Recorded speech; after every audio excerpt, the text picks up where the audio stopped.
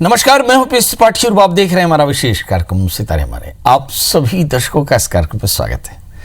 आज हम बात करेंगे उन लोगों की जो शारीरिक कष्ट से जूझ रहे हैं और दवा के बाद में भी रोग का नियंत्रण नहीं होता। तो जब दवाइयां काम करना बंद कर दें तो क्या करना चाहिए? आयुर्वेद में कुछ लिखा है, ज्योतिष में भी कुछ लिखा है। तो क्या करना चाहिए, किस तरह के उपाय करना चाहिए, और इसके अलावा आपके राशिफल होंगे, आज का पंचांग होगा और साथ ही आपके प्रश्न भी होंगे। तो यदि आपको भी कुछ जानना हो तो आप डायल करें 07714008777। अब से आधे घंटे तक लगातार ये फ़ोन लाइन खुली रहेगी और हमें आपके फ़ोन का इंतजार रहेगा। तो चलिए कार्यक्रम की शुरुआत करते हैं और जानते हैं आज का पंचांग। आज शुभ संवत 2076 शक 1941 सूर्य उत्तरायण का फाल्गुन महीने के शुक्ल पक्ष की षष्ठी तिथि है और दिन रविवार, षष्ठी 11:16 तक, भरणी नक्षत्र 6:42 तक। आज चंद्रमा मेष राशि में होंगे। आज का राहु काल 4:39 से 6:07 तक होगा। तो दोस्तों ये तो था पंचांग और अब बात करते हैं सूर्य कुंडली की। एग्जैक्टली सूर्य कुंडली में आरोग्य शक्ति और पिता का कारक होता है। कहते हैं इसे आत्मा, ये जातक की आत्मा भी होती है। जब जन्म कुंडली में सूर्य के दुष्प्रभाव प्राप्त हो रहे हों या फिर सूर्य राहु केतु से पीड़ित हो जाए तो सूर्य से संबंधित उपाय करना, राहु से संबंधित उपाय करना श्रेयस्कर होता है। सूर्य के उपाय करने पर बहुत तरह के अनिष्टों से बचाव हो सकता है और साथ ही व्यक्ति के अंदर रोगों से लड़ने की ताकत पैदा होती है। हाँ, इसके अलावा जब सूर्य दूसरे या द्वादश भाव पर हो जाए तब या उन स्थानों पर दृष्टि डाला हो तो आंखों से संबंधित परेशानी हो जाती है और अगर सूर्य की दशा चले तो रोग ज़्यादा उभरता है। तो पीड़ित जातक को चाहिए कि कुछ सरल उपाय करें जिससे इनके कष्टों की कमी होती है। आइए अब देखते हैं कि नेत्र रोग से मिल सकती है राहत, क्या करना चाहिए। अब हमने बताया कि यदि आपकी जन्म कुंडली में सूर्य नीच स्थान का हो जाए तो एलर्जी हो सकती है, 12वें और 8वें स्थान में हो जाए तो नेत्रों की परेशानी हो सकती है।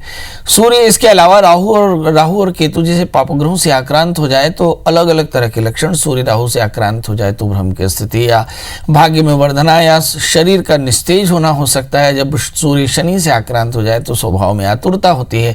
सूर्य मंगल से आक्रांत हो जाए तो कई बार जातक बहुत ज़्यादा बर्नआउट करता है। मतलब इस तरह के पापग्रहों से आक्रांत होने के कारण परेशानी होती है। मगर यदि सूर्य के कारण आपको नेत्रों में परेशानी हो रही हो तो क्या करना चाहिए? आइए जल्दी से स्नान करें। स्नान करके भगवान सूर्य को अर्घ दें। अर्घ देते समय मंत्र पढ़ें, ओम घृणी सूर्याय नमः। और इसके बाद भगवान सूर्य को अर्घ देने के बाद दशों दिशाओं की परिक्रमा कर लें और फिर विधिवत ओम घृणी सूर्याय नमः इस मंत्र का एक माला जप करें और फिर उसके बाद हो सके तो आदित्य हृदय स्तोत्र का पाठ करें। भगवान सूर्य को कोशिश करें कि पंजीरी का प्रसाद लगा करके लाल कपड़ा, तांबा और बर्तन ये दान करना चाहिए। आदित्य हृदय स्तोत्र का पाठ रविवार को बहुत शुभ होता है। इसमें नमक का त्याग करना ज़्यादा फायदेमंद रहता है। तो कुल मिलाकर के यदि सूर्य खराब हो, नेत्रों की परेशानी हो, शरीर में स्किन की परेशानी हो, शरीर निस्तेज हो गया हो, यदि आपका आभा मंडल निस्तेज हो गया हो, समाज में अप्रतिष्ठा हो रही हो और बहुत ज़्यादा ध्यान डाइवर्ट होता हो तो ऐसी स्थिति में ग्रहण दोषों के या सूर्य के पापग्रहों से आक्रांत होने पर ये प्रयास किए जा सकते हैं। सूर्य को आमतौर पे कुंडली में बड़ा महत्वपूर्ण माना गया और इसी से हम अपने जीवन में प्रकाश, ज्ञान या फिर प्रतिष्ठा को देखते हैं। तो इन चीज़ों की कमी होने के समय भी आप अपनी जन्म कुंडली को चेक करा करके और इन उपायों को कर सकते हैं। तो चलिए, ये तो था सूर्य और सूर्य के खराब होने पर क्या किए जाए उपाय और रोगों से कैसे मिले मुक्ति, इस पर हमने चर्चा की। 12 राशियों का हाल शुरू करते हैं।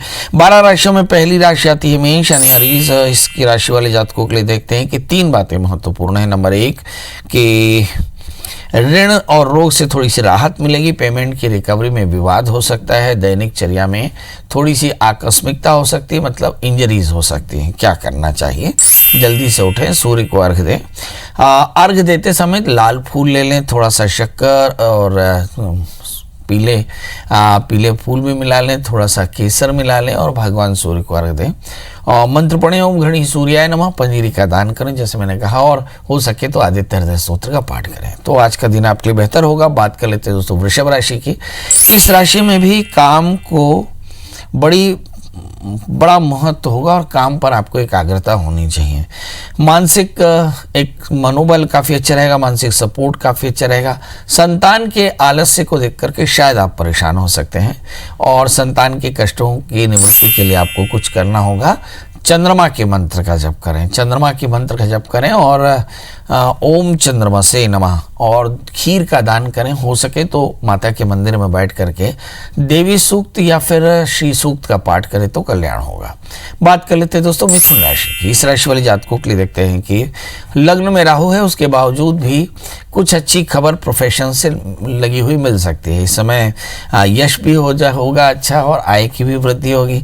संतान की असफलता से थोड़े से निराश हो सकते हैं, स्वभाव में झुंझलाहट हो सकती है। क्या करना चाहिए? आज हनुमान जी का दर्शन करें, हनुमान चालीसा का पाठ करें, मसूर की दाल गुड़ का दान करें तो आज का दिन बेहतर होगा। बात कर लेते हैं दोस्तों कर्क राशि की। नए अवसर मिलेंगे, आय में वृद्धि होगी, सामाजिक प्रतिष्ठा बढ़ सकती है और साथ में लाइफ पार्टनर या दोस्तों से विवाद हो सकता है। क्या करना चाहिए? आज महामाया के दर्शन करें और साथ में खीर का दान करें तो आज का दिन आपके लिए बेहतर होगा। बात कर लेते हैं दोस्तों सिंह राशि की। इस राशि में हम देखते हैं कि बड़ा निवेश हो सकता है, पारिवारिक निकटता से मन प्रसन्न रहेगा, मतलब परिवार में काफ़ी सारा समय आपको देना पड़ेगा। कुछ लोग वैधानिक या अन्य सामाजिक विवादों में फंस सकते हैं, सावधान रहना पड़ेगा। शनिश्चर मंत्र का जप करें, काले तिल काले उड़द का दान करें और भगवान शिव का अभिषेक करें तो कल्याण है। अब बात कर लेते हैं दोस्तों कन्या राशि। इस राशि वाले जातकों के लिए देखते हैं कि कार्य क्षेत्र में बड़ा परिवर्तन हो सकता है, गुणवत्ता कौशल बढ़ेगी, उत्साह और कौशलपूर्ण कार्यों में लाभ होगा। क्या करना चाहिए? केतु के मंत्र का जप करें, गाय को आहार दें और सूक्ष्म जीवों की सेवा करें तो आज का दिन आपके लिए बेहतर होगा। बात कर लेते हैं दोस्तों तुला राशि की। मातृपक्ष से शुभ समाचार मिल सकता है, आकस्मिक खर्च के कारण आप थोड़े से परेशान हो सकते हैं। लाइफ पार्टनर की सेहत की चिंता होगी। बृहस्पति के मंत्र का जप करें, चने की दाल और गुड़ का दान करें, बड़ों का आशीष लें तो आज का दिन आपके लिए बेहतर होगा। बात कर लेते हैं दोस्तों वृश्चिक राशि की। व्यर्थ के कामों में दिन ऐसे ही चला जाएगा, रूटीन के कामों में बाधा आ सकती है, पारिवारिक विवाद संभव है। इस समय क्या करना चाहिए? आज राहु के मंत्र का जप करें, भगवान शिव का अभिषेक करें, धतूरे की माला चढ़ाएं, साथ में सूक्ष्म जीवों को आहार दें तो आज का दिन आपके लिए बेहतर होगा। बात कर लेते हैं दोस्तों धनु राशि की। धार्मिक यात्राएं हो सकती है, पारिवारिक सुख बढ़िया होगा। यात्रा के दौरान कष्ट हो सकता है, स्वास्थ्य की हानि हो सकती है, धन हानि भी हो सकती है। मतलब कुल मिलाकर के बड़ी अपॉर्चुनिटी भी हो सकती है क्योंकि लग्न में बृहस्पति के साथ में मंगल और केतु हैं। एनर्जी का सही तरह से चैनलाइज करना पड़ेगा। इसके अलावा जहां तक हम देखते हैं सातवें स्थान में राहु, लाइफ पार्टनर की सेहत का भी ध्यान रखना पड़ेगा। क्या करें?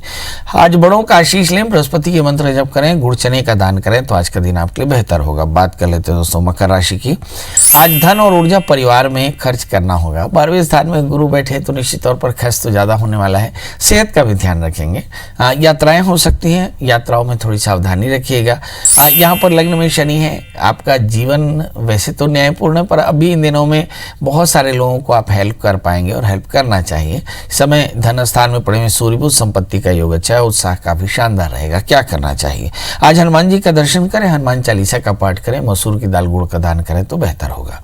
अब बात कर लेते हैं दोस्तों कुंभ राशि की। लग्न में सूर्यबुध है, भागीदारी से फायदा होगा और साथ में संपत्ति के विवादों में समाप्ति दिखाई पड़ती है। आलस्य से शारीरिक कष्ट बढ़ सकता है या शारीरिक कष्ट के कारण आलस्य बढ़ सकता है। बहरहाल दोनों ही परिस्थितियां हैं। कुंभ राशि वाले जातकों को चाहिए कि वो इन सारे कष्टों की निवृत्ति के लिए चंद्रमा का दान करें, चंद्रमा के मंत्र का जाप करें, चंद्रमा की चीज़ों का दान करें, इन्हें सफ़ेद कपड़ा, चीनी, घी, शक्कर इत्यादि ये सब कुछ मिला करके दान करें और साथ में खीर बना करके बच्चों में बांटे तो आज का दिन बेहतर होगा। बात कर लेते हैं दोस्तों मीन राशि की। मीन राशि वाले जातकों के लिए देखते हैं कि शुभ समाचार मिलेंगे, साथ में नए प्रकार के कार्यों में अच्छी सफलता मिल सकती है। विरोधी भी आपके काम की जबरदस्त प्रशंसा करने वाले। वाहन से चोट हो सकती है, मतलब कोशिश ये करें कि आप सावधान रहें। रूटीन में क्या करना चाहिए? जल्दी से उठें, भगवान सूर्य को अर्घ्य दें, आदित्य हृदय स्तोत्र का पाठ करें, गुड़ गेहूं का दान करें तो आज का दिन बेहतर होगा। तो दोस्तों ये तो था मेष से लेकर के मीन का हाल। कॉलर जुड़ चुके हैं ऋचा जी और राज जी। आप दोनों से गुजारिश की टीवी की आवाज़ बंद कर दें और टेलीफोन से ही सुने और टेलीफोन से ही बोलें। डेट ऑफ बर्थ, टाइम और प्लेस। जी सबसे पहले ऋचा जी आपका स्वागत है, आप बताएं डेट ऑफ बर्थ। नमस्कार पंडित जी। जी नमस्कार। मैं हाथरस से बोल रही हूँ, ऋचा शर्मा।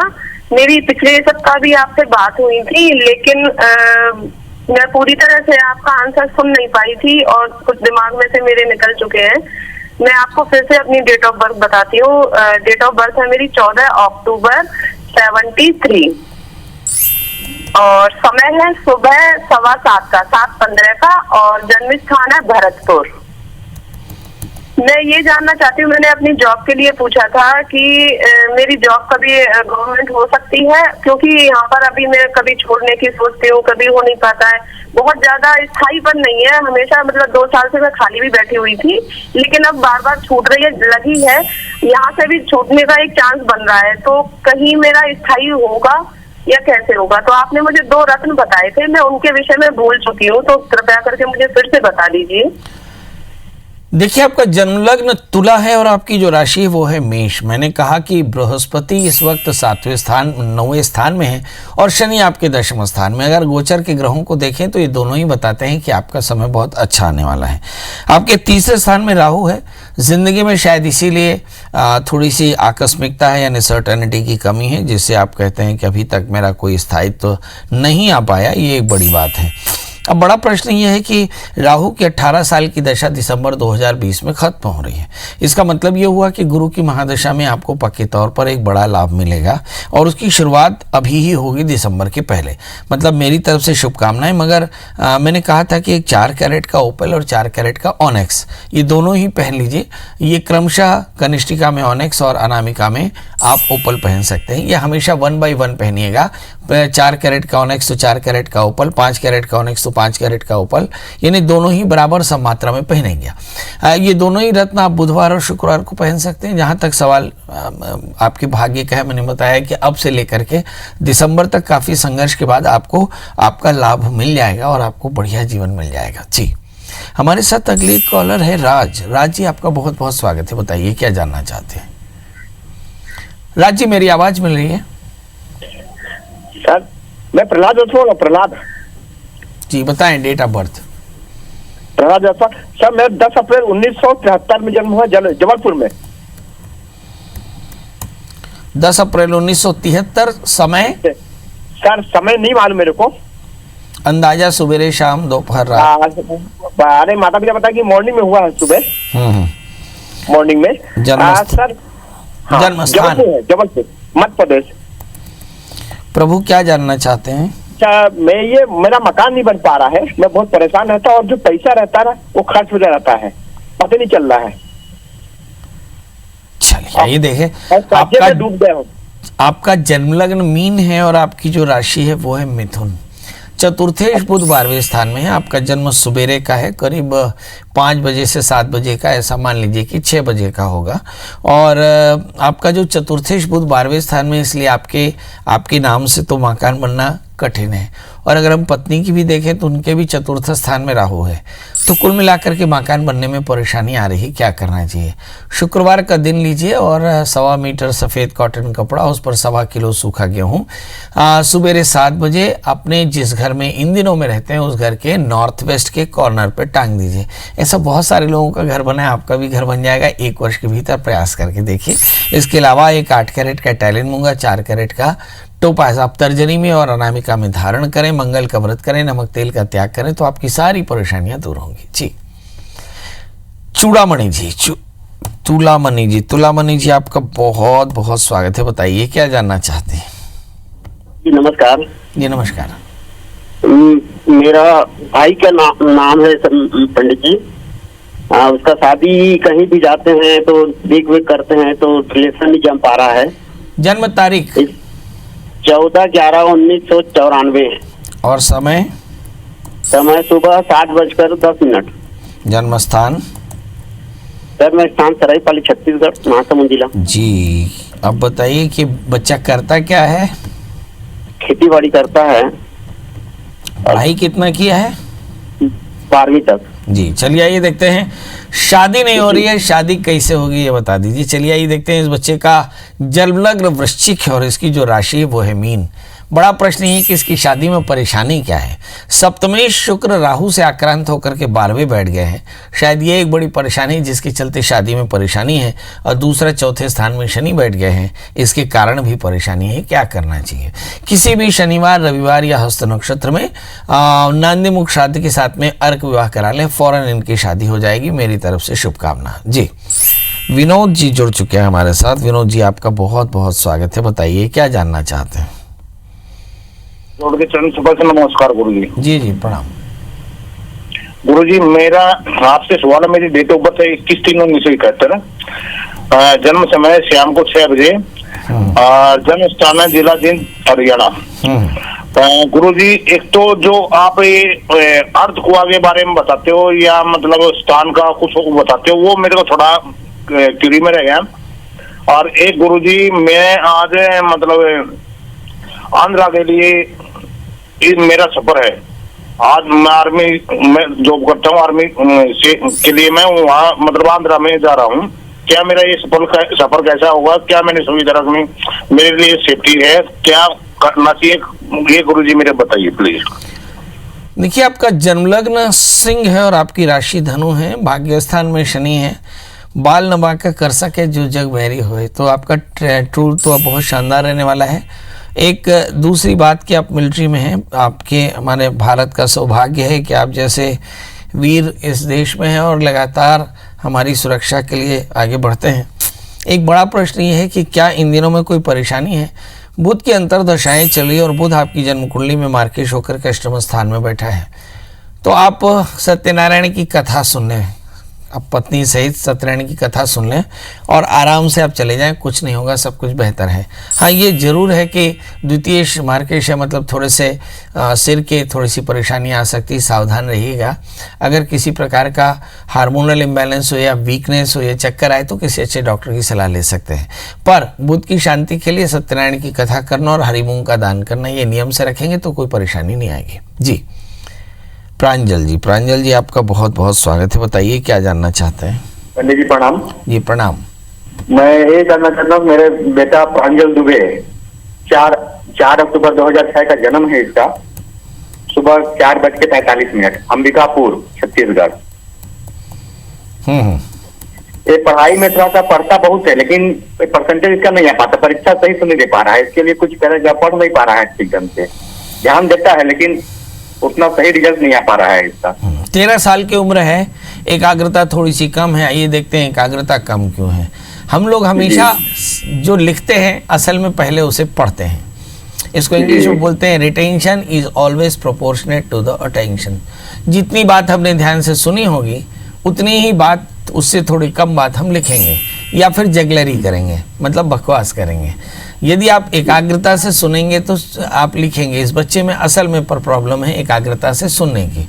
इस बच्चे का जन्मलग्न कन्या है, इसकी राशि कुंभ है, लग्न में मंगल के साथ में केतु है। ऊर्जा का स्तर बहुत अच्छा है परंतु एकाग्रता का स्तर उतना ही कम है। इस बच्चे से कहें कि नित्य हनुमान चालीसा का पाठ करें, एक घी का दिया जलाए भगवान जी में, आप देखेंगे कि एकाग्रता बढ़ेगी। और इस बच्चे को एक 4 कैरेट का पन्ना, 4 कैरेट का ओपल पहना दे तो इसकी एकाग्रता के साथ में करियर भी अच्छा रहेगा। तीसरी बात, इस बच्चे में इस बच्चे में कुछ बड़ा क्रिएटिव चेंज आ सकता है। आप इस बच्चे को किसी भी स्पोर्ट्स में डाल दीजिए।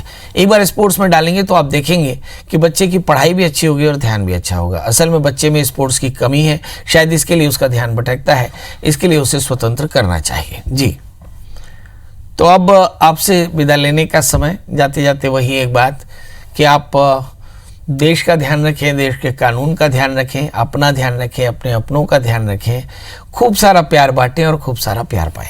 कल हम फिर मिलेंगे किसी नए विषय के साथ। तब तक मुझे दीजिए इजाजत। नमस्कार।